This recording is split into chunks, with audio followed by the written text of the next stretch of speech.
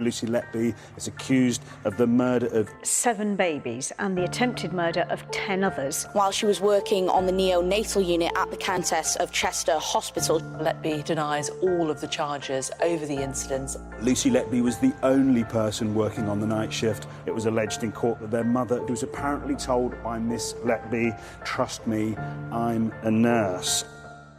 This is a podcast about one of the most anticipated criminal trials for years. It involves the most shocking of allegations: the alleged murders and attempted murders of tiny, premature babies at the hands of a neonatal nurse whose very job it was to look after them. Lucy Letby is on trial at Manchester Crown Court, accused of killing 7 infants and injuring 10 more at the Countess of Chester Hospital in Cheshire. In total, there are 22 charges, all of which she denies. I'm Liz Hull, Northern correspondent for the Mail. I will be in court to report on the case as it develops. And I'm Caroline Cheetham, a broadcast journalist. Every week on this podcast, we'll examine what's happened and bring you the details behind the headlines. This is the trial of Lucy Letby.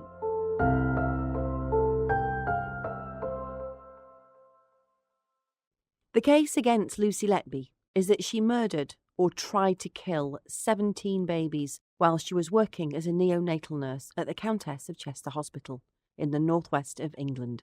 She denies the charges. The babies in this trial are not being named for legal reasons, and the identities of their families are also being protected. They're known only as babies A to Q. 7 of the babies died. 10 survived. Each one of these babies was or is someone's son or daughter, and the mums, dads and families of every baby are present in court, listening to every detail of how their child was allegedly killed or harmed.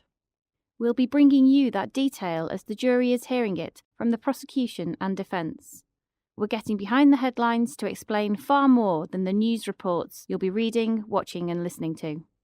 And the importance of a fair trial is paramount, so we won't be getting into anything in this podcast that the jury have not been told, because they are the 12 people who have to decide the outcome of this case. The jury's hearing about each baby in turn. They've been told 17 babies were allegedly killed or harmed by Lucy Letby between June 2015 and June 2016. Today, we'll explain that the final baby in this case allegedly collapsed after being injected with liquid by Lucy Letby. It's the first time in this trial that Lucy Letby is accused of trying to kill a baby using water or saline. We'll also hear that the alleged attack was the 3rd attack on babies in the unit on 3 consecutive days. And we'll explain that it was after this final alleged attack that Lucy Letby was removed from the ward and later moved to a risk and patient safety office. Welcome to episode 27, The Final Baby, BabyQ.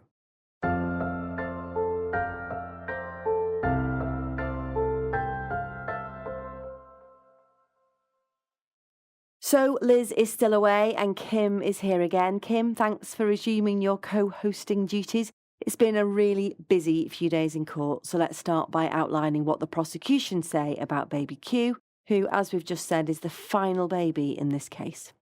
Yes, BabyQ was a baby boy born in June 2015 at almost 31 weeks and weighing a little over 2 kilos at the Countess of Chester Hospital. His mother had a tricky pregnancy and was in a lot of pain, and at about 9 weeks doctors found an ectopic pregnancy and she had to have surgery to remove BabyQ's twin. The surgery was a success, but at 26 weeks she started bleeding and she went to the Countess. Now she was kept in and the plan was to deliver the baby at 34 weeks, but 5 weeks later she started to bleed heavily and doctors found her placenta had ruptured.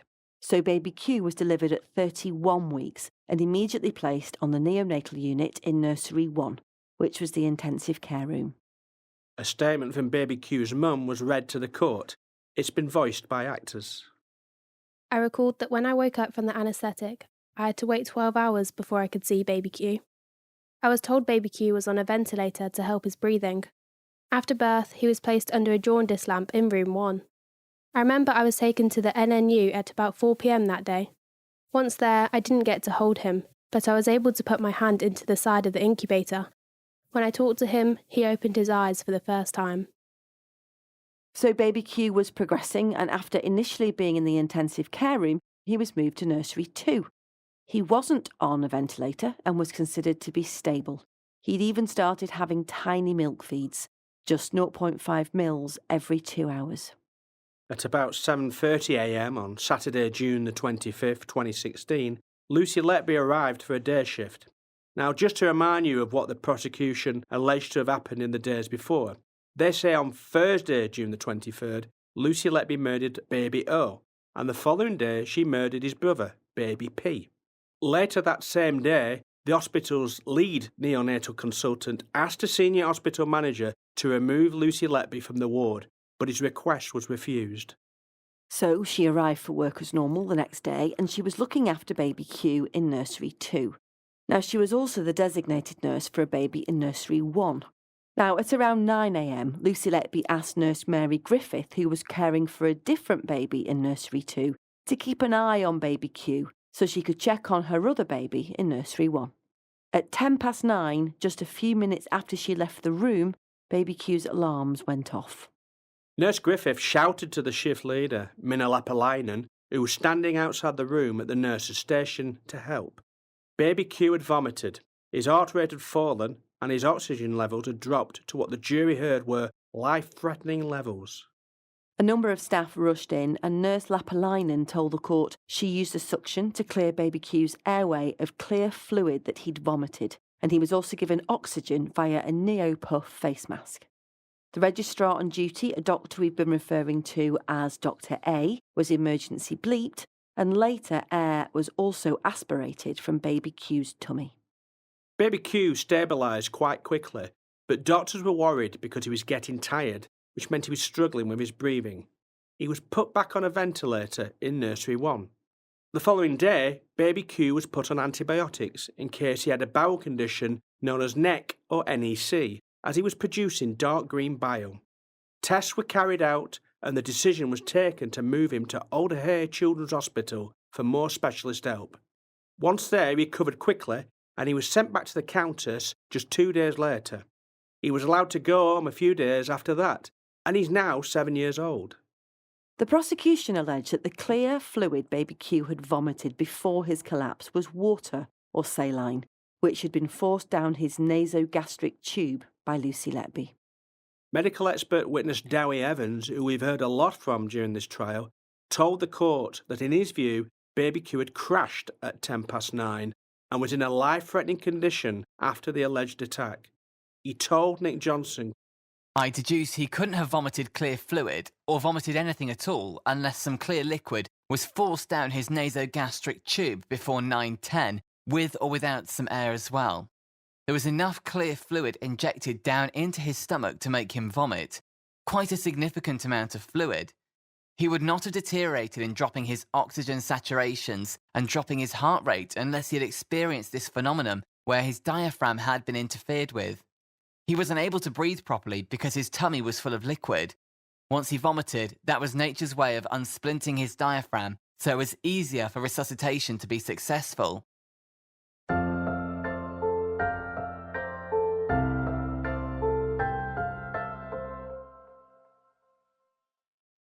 So after baby Q collapsed, Dr. John Gibbs, a senior consultant on the ward, was worried, and he was overheard by Lucy Letby asking another nurse about what had happened. You'll remember that Dr. Gibbs is now retired, but he told the court that after the deaths of baby O and baby P, who were 2 of 3 triplets, the consultants on the ward had reached a tipping point, that the association between Lucy Letby and unusual collapses and deaths on the ward needed to be investigated. So after the collapse of baby Q, Dr. Gibbs wanted to know which nurse had been looking after him, and in court he was asked about this by Mr. Johnson. His replies had been voiced by an actor. "I do remember that there was heightened concern about what was happening on the neonatal unit. I was concerned about the increasing number of unusual and unexpected deaths." He said the collapse of baby Q was 2 days after the death of baby O and 1 day after the death of baby P. "I was worried about what was happening on our unit. I wanted to know who had been looking after him. I wanted to know who had been looking after baby Q at the time he had desaturated. I just wanted to know. I would not usually want to know, but because concern about what had been going on in our unit was growing, I wanted to know who had been looking after BabyQ. Dr. Gibbs told the court he couldn't remember which nurse he'd spoken to, but he said, I knew if I spoke to one nurse, it would be known about by other nurses. And he was right. Lucy Letby did become aware of Mr. Gibbs asking questions, and in a series of Facebook messages sent between 10:46 p.m. and 12:17 a.m. on the evening of BabyQ's collapse, she sought reassurance from Dr. A. Their messages have been voiced by actors and begin with Lucy Letby. Do I need to be worried about what Dr. Gibbs was asking? No, he was asking to make sure that normal procedures were being carried out. What exactly did he ask? I walked into equipment room. He was asking Mary who was present in room and how quickly someone had gone to him as I wasn't in the room. He asked who was there. I said I had popped out of room, but Mary was in room and Mina at the desk. All he was doing was checking that there wasn't a delay and that a room had been left empty. There is nothing to worry about. Okay, was worried because I wasn't with him at time, but Mary was in room and Mina outside. I had B in one. You can't be with two babies in different nurseries at the same time, let alone predict when they're going to crash. I know, and I didn't leave him on his own. They both knew I was leaving the room. Feel better now. Nobody has accused you of neglecting a baby or causing a deterioration. I know, just worry I haven't done enough. How? We've lost two babies I was caring for, and now this happened today. Makes you think, am I missing something / good enough? Lucy, if anyone knows how hard you've worked over the last 3 days, it's me. The standard of care delivered is tertiary NICU level. If anybody says anything to you about not being good enough or performing adequately, I want you to promise me that you'll give my details to provide a statement. I don't care who it is. I don't care if I've left the trust. Promise? Well, I sincerely hope I won't ever be needing a statement. But thank you. I promise. And I don't either. You'll know that the Countess of Chester Hospital NICU mortality rate is a bit higher than the network average. It makes people, brackets, consultants, look at trends and patterns. That may have been why Dr. G came to ask. As for the self-doubt, you asked me this morning, did I dream because I was worried about having missed something? No, and I don't think you did either. No more doubt. It's not you, it's the babies. Thanks. Really appreciate you saying that. So relieved that it's you who has been there throughout. It's true. You are one of a few nurses across the region that I would trust with my own children. If you're worried, I'm worried. Don't know what to say. Thank you. Self-doubt finished? I think so. Thank you.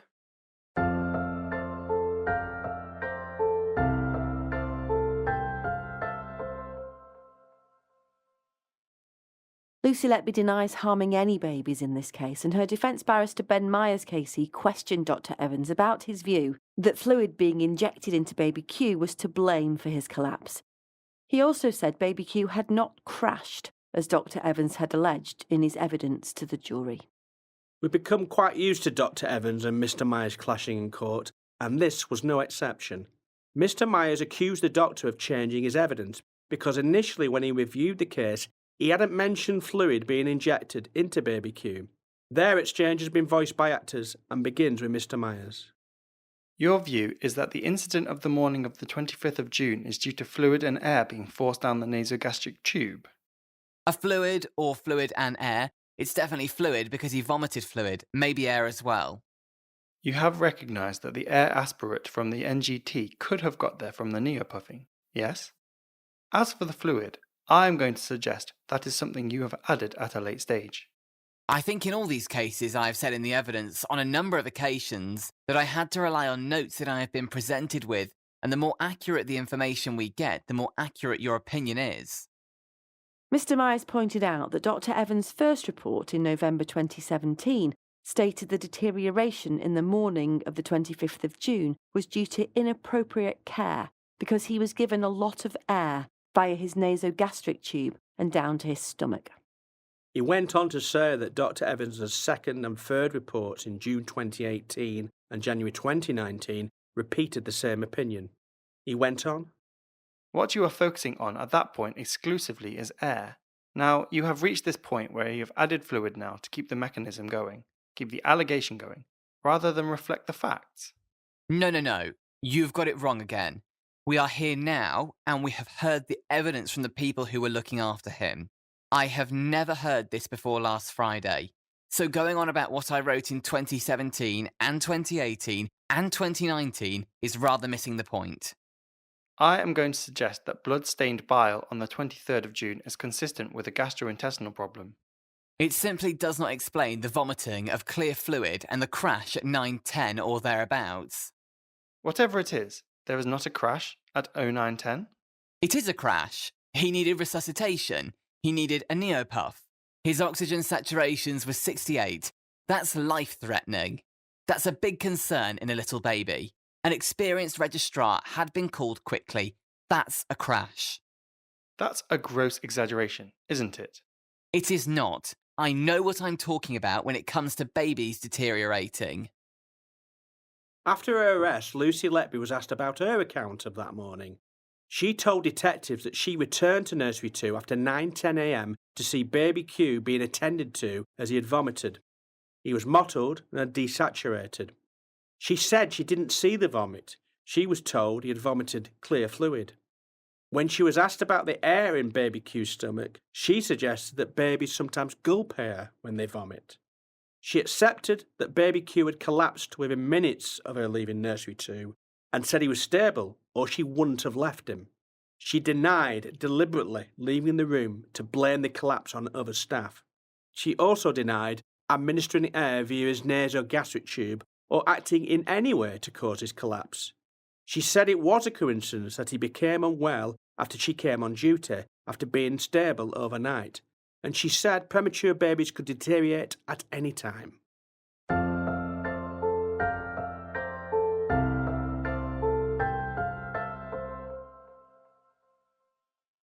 So the prosecution has now outlined its case in relation to all of the 17 babies in this case, from baby A to baby Q. The allegation against Lucy Letby is that 7 of the babies were murdered and that she attempted to murder 10 more. So, Kim, what happens next? Well, the prosecution still have a little more evidence to outline to the jury, and that will be happening after the Easter break. And then from there, the defence will start to outline their case that Lucy Letby is not guilty of harming any of the babies in this case. So the court's having a short break for Easter, as we said, but we'll be here as usual next Monday. Liz will be back in the hot seat by then and we'll be explaining a series of messages and emails that we've been shown in court which involve Lucy Letby at the time that she was being removed from the ward. We learned in court that after the collapse of BabyQ, Lucy Letby was called at short notice by a senior nurse and told not to come in. She was told to stop working night shifts. And finally, in July 2016, she was removed from the ward.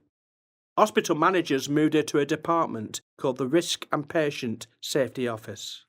They actually told other staff that she'd accepted the opportunity of a 3-month secondment in that department, but Lucy Letby told another nurse by text message that she'd not been moved by choice, and she later lodged a formal grievance against the hospital. We'll be bringing you more on this aspect of the case next week.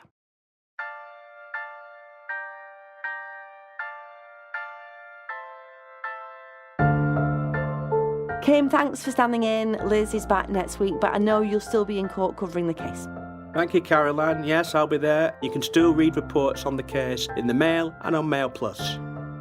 Just before we finish, we wanted to say a massive thank you for listening to us. The podcast has now had over 1 million downloads, and we're just so grateful you're following what we're doing on this trial. So keep listening, please share and give us a rating. You can also follow us on Twitter at Lucy Letby Trial or send us an email at thetrialoflucyletby@gmail.com. See you soon. See you next week.